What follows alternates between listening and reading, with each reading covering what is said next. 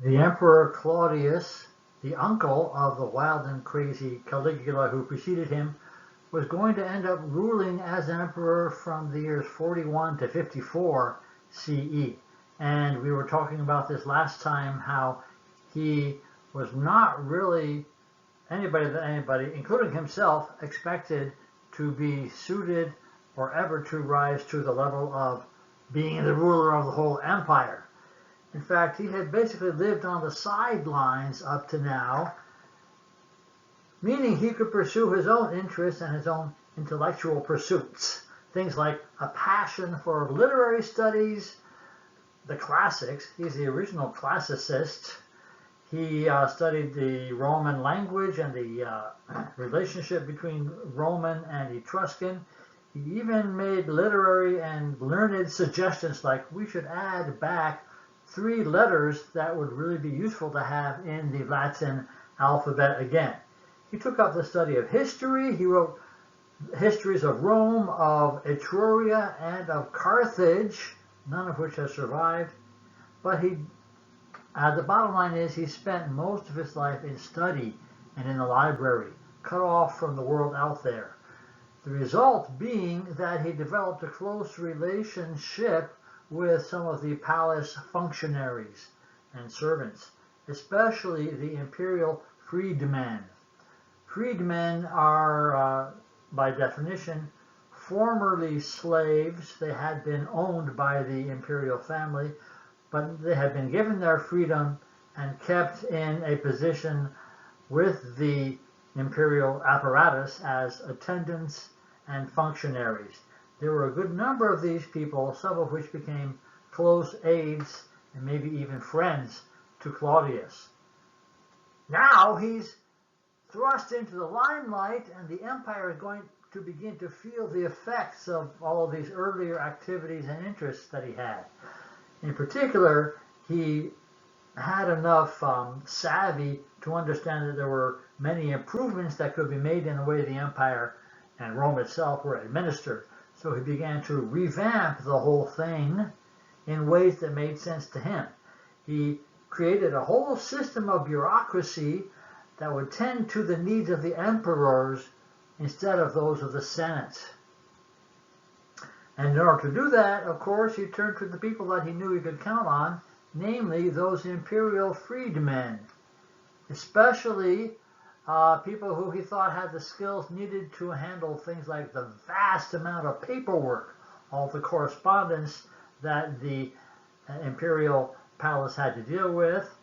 So he created 2 new offices. Their names are on here in Latin. Ab epistulis means basically correspondence secretary, and ad rationibus means accounts secretary, basically the bookkeeper. There was a lot of bookkeeping to be done. These 2 posts, as you can see, were held by 2 guys with Greek names, Narcissus and Pallas, who were in fact not Romans. They were Greeks, and they were 2 of these high-level imperial freedmen. But they're a lot more than just desk jockeys. These 2 freedmen were at this point at a very high level and had very influential positions. So they're individually going to become immensely powerful and also pretty wealthy. They're going to end up having a hand in some of the intrigues of Claudius's reign. Well, these intrigues may be some of the things that make the reign of Claudius most memorable. Of course, the Senate, seeing the way he's revamping things and arranging for the emperor to have more power relative to the Senate's not very pleased by all this. They see all this as an encroachment on their own sphere of activity. That's one of the reasons for the general hostility and the mockery of Claudius that began to be common among the senators. And you can see some of that reflected in the writings of Tacitus about this period.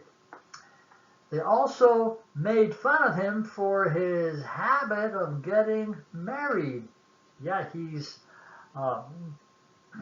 marrying kind of guy. In fact, he ended up marrying 4 different women, one after the other. And he had several children, some of whom died in infancy, but not all. And in choosing his wives, this is one of the places you can see the influence of the imperial freedmen. One of his wives, Messalina, was removed as a result of a plot against her by that fellow Narcissus. And there's a lot of ins and outs and intrigue and backstabbing going on, which is understandable, but it's also understandable that as a result, Claudius would develop a pretty paranoid attitude, which is one of the reasons he began to take a direct hand in judicial affairs. Now, the Senate had seen it as progress when emperors left things like judging important cases in the hands of Senate jurors. But Claudius is taking a step back from that, and in fact, he instituted a new practice, namely the practice of hearing court trials intra cubiculum. That's that phrase there on this slide, and in Latin it means in the bedroom, in the emperor's own chambers. So essentially in privacy, in secret. Another thing that the senators saw as a big abuse of power and as a sign of bad things to come. So it's kind of no wonder that this emperor has a very weird image in history, even though he was interested in lots of reform, and he in fact carried out quite a bit of reform and some important public works. As far as the empire, well, in Africa, he dealt with the administration of Mauritania, which you can see on the map here on this slide. It's roughly Morocco plus some of the territory of Algeria to the east of it. He organized imperial rule there in 2 new provinces in Asia Minor, which is there to the east, but not labeled on this map. He basically brought all of that peninsula, all of modern-day Turkey, under Roman authority. His most notable overseas accomplishment, though, was going back to Britain and conquering it permanently for the Roman Empire.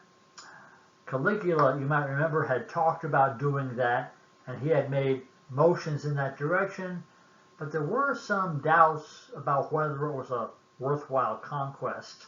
The bottom line wasn't all that clear. It was not a very wealthy province in terms of its natural resources, and it required a lot of effort and expenditure to control. But it was a big propaganda thing when Julius Caesar had gone there. It had given him a lot of glory, and so Claudius didn't mind cashing in on some of that too. Well, he wasn't the one personally who conquered Britain, at least not most of the campaign, but he was present there at the end for the ultimate victory. He had no hesitation about taking credit for it, and that's why he named his son, who was born right around this time, Britannicus, the victory title of Conqueror of Britain. In the normal scheme of things, you might expect that Britannicus would be near the top, if not at the top, of the list of expected successors, the next candidates for the imperial power after Claudius. That would have been normally, or maybe expected. But this was not a family that did anything normally, was it? In the year 48, I think we just mentioned this, the freedman Narcissus, with his skill in imperial infighting, arranged for the removal of Britannicus' mother, who was the wife of Claudius, named Messalina.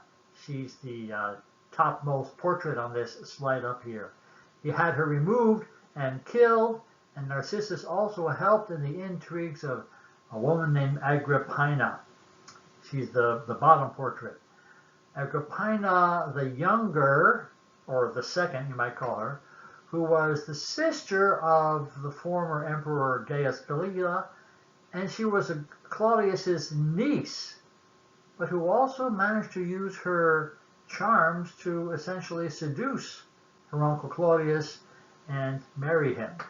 A very formidable woman who was very savvy. She knew what she wanted, and she was good at getting it. Claudius married her, his own niece, and not too long after that, he adopted her son by a previous marriage, who was a young man with several names. The one that he's kept and he's most famous by is Nero. That's the boy in that full-length portrait statue on this slide. Nero was, like we just said, her son by her former marriage, and he also happened to be 4 years older than Britannicus, which could, if you look at it in the right way, since he's been adopted officially now, this could mean that Nero, being older, is above Britannicus on the ladder of succession to imperial power. Well, Claudius was not exactly an idiot, no matter how he looks in the nasty, gossip-filled writings of Suetonius, and to some extent in Tacitus too. He's not a dummy. He was actually quite competent, but obviously he was not all that worldly smart. Or he didn't have a lot of street smarts. He didn't have that kind of savvy. And who can blame him? He would have preferred a life of contemplation and study to one of political intrigue and power. In the end, that life of intrigue caught up with him. And Agrippina, the original stage mother, was not going to allow anything to stand in the way of her beloved son. Beloved in more than one way, if you believe some of the nastiest rumors that were spoken about her. In the end, Claudius apparently had some doubts about his adoption of Nero. It does seem that at the very least, he didn't intend for Britannicus to be totally pushed out of the way. Maybe he would have preferred for both his adopted son and his real son to rule together after Claudius's death. But before he could enact those plans, he contracted a sudden illness. This is in October of 54. He soon died, and of course suspicion fell immediately on the women of the household, because there was always a lot of murmuring and gossip about women using poison as their preferred weapon of choice. And his death could have been due to eating a plate of poisoned mushrooms. In any event, Britannicus did not last very long himself. He would die before too long, which left the way open for one more Julio-Claudian, Nero, the last member of the dynasty, and as most people would probably agree, the most harmful. I'll sum this up really quickly if I can. The reign of Claudius was full of some important, well, a few important accomplishments. Not a lot of them, but a few of them were important.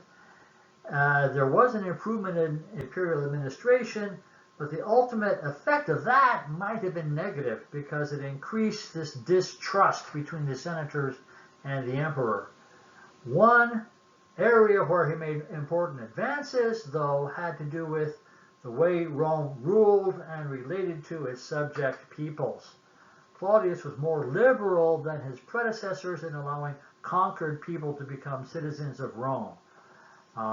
This is something that the Roman Senate had resisted for years. They did not want new blood among their membership if they could possibly avoid it, especially foreign blood.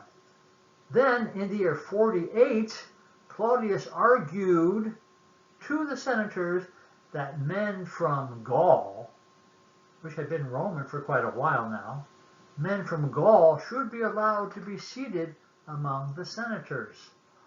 Whoa! What kind of a suggestion? And how do you expect the Senate to react to that? Here's a quotation from the speech that Claudius supposedly delivered in support of this idea. He said, "Why did Sparta and Athens fall, though mighty in arms, if not because they kept their subjects segregated? Now that the Gauls have joined with us in marriage and culture, let them add their gold and wealth to ours rather than keep it to themselves. What we do today will set an example for the future. The old order," that's the end of the quote. "The old order was defiant. One senator sneered, 'He's determined to see all Greeks, Gauls, Spaniards, and Britons wearing the toga.' But Claudius won the day, and the empire took a large step towards integration." We're just about totally done with Claudius. Good place to stop, but we'll start on this slide again very quickly when we come back.